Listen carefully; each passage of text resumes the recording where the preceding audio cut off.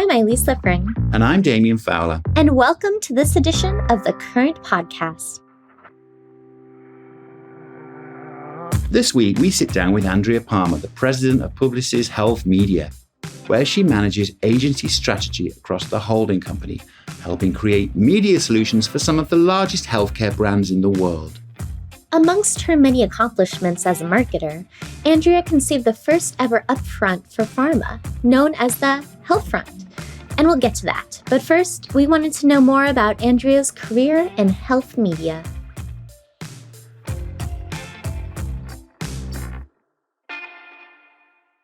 So I've been in healthcare for more than 15 years, healthcare, the specific vertical of healthcare within digital and overall media. And I really feel like, there's so much support and help that we can offer to patient and provider communities. And media and the whole media landscape is such a big part of that. So I was really drawn to the ability to marry technology and media and the marketplace, along with an industry that I'm personally just really passionate about and just have seen tremendous growth over the last 10, 15 years. It's pretty astonishing what's changed and what's possible today that was never possible, back when I started.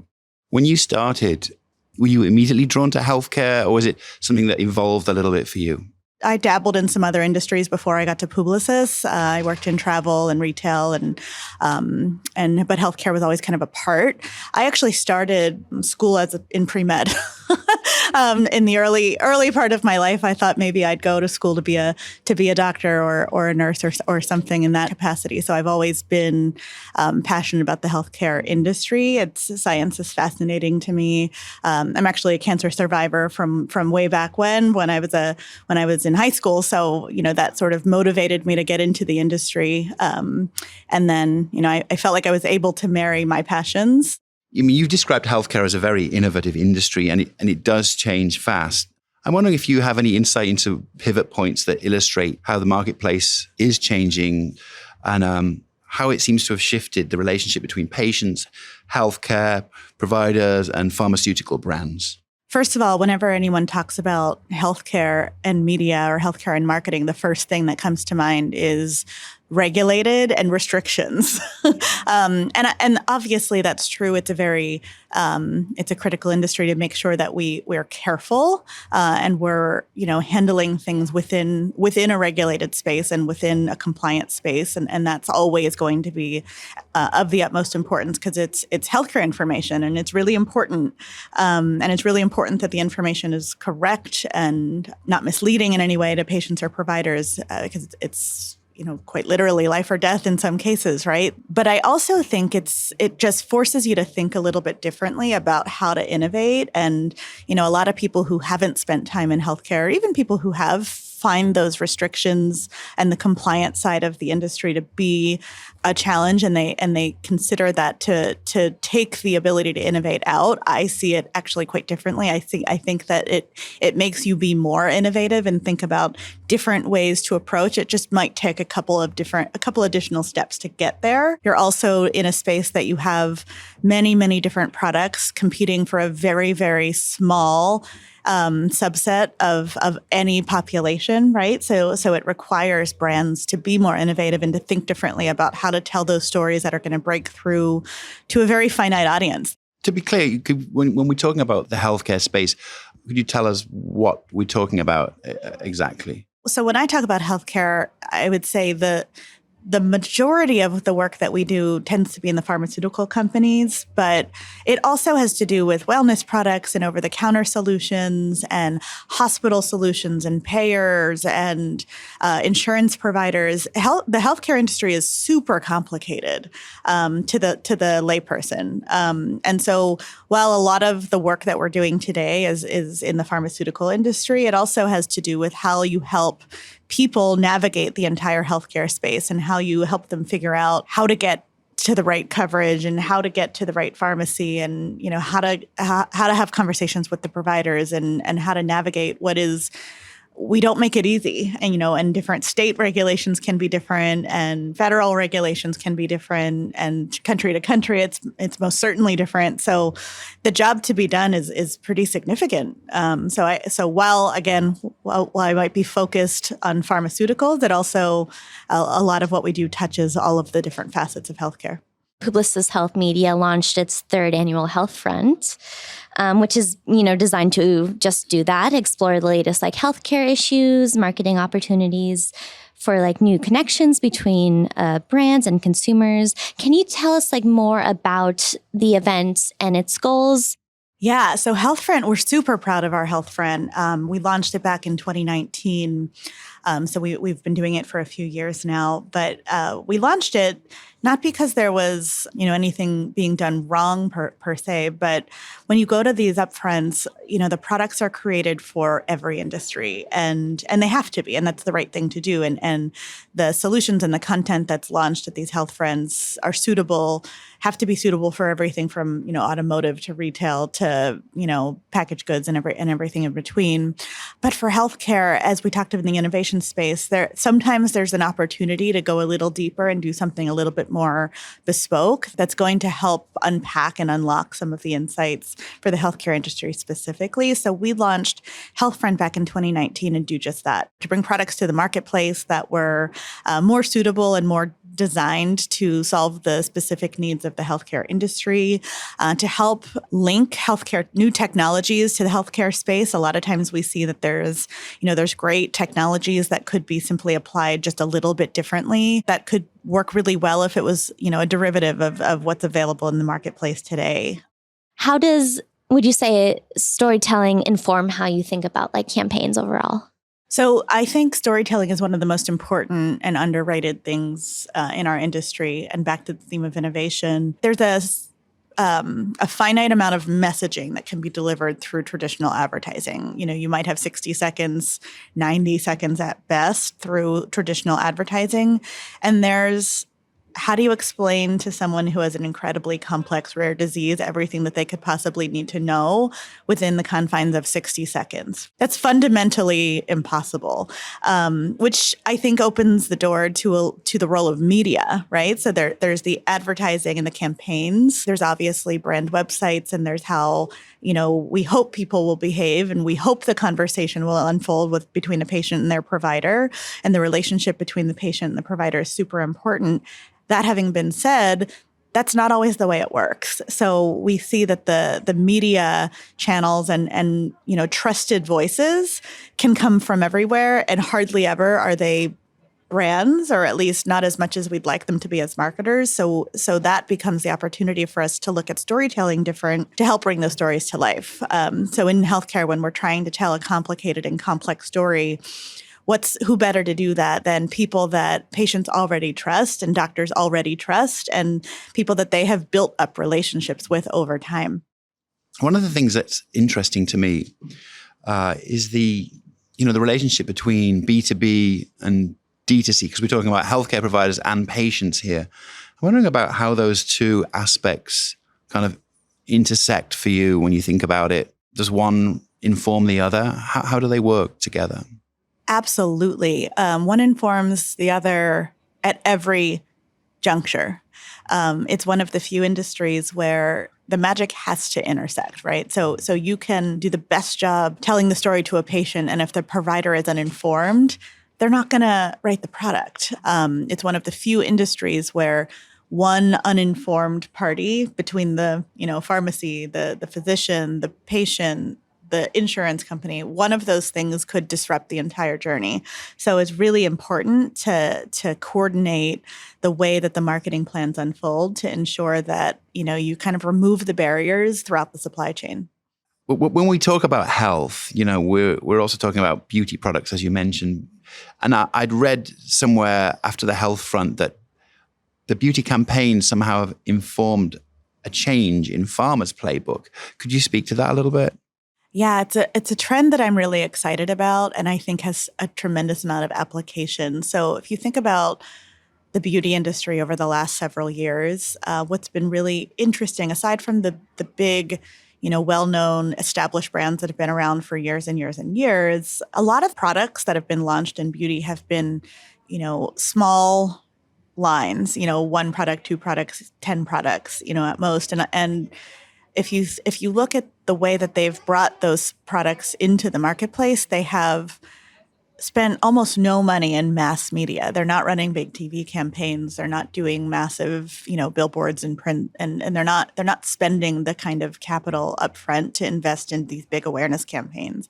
What they're doing in many cases, and we've been studying this for a while now, just to understand how these products are gaining such loyal followings so quickly without, building that traditional bolus of mass awareness where there's recognition of a product in the marketplace. But they're using channels like influencers, social media, content. They're using things that can build that authenticity by connecting people who could be the target audience with people who that audience already has grown to trust. And what I think it's influenced in the pharma space is that as a concept, right? So sometimes it's not necessarily about marketing to many, because truly, once again, you're not necessarily looking for all of the United States to be aware of certain products, and finding those communities and the spaces through voices, I think is the learning that we can glean from how beauty's done it.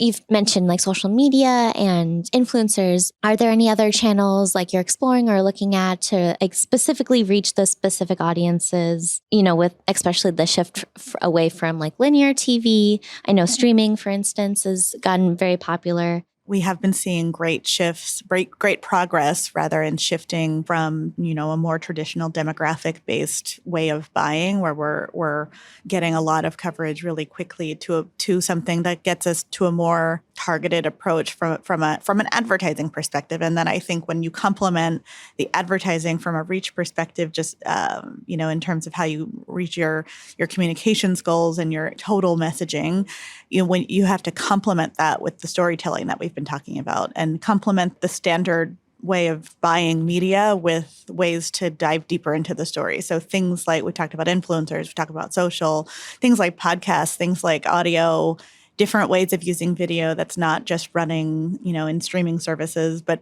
certainly that as well, but different ways to tell those stories in those channels that, may not have the scale, but have the relevance, makes for a much more impactful campaign.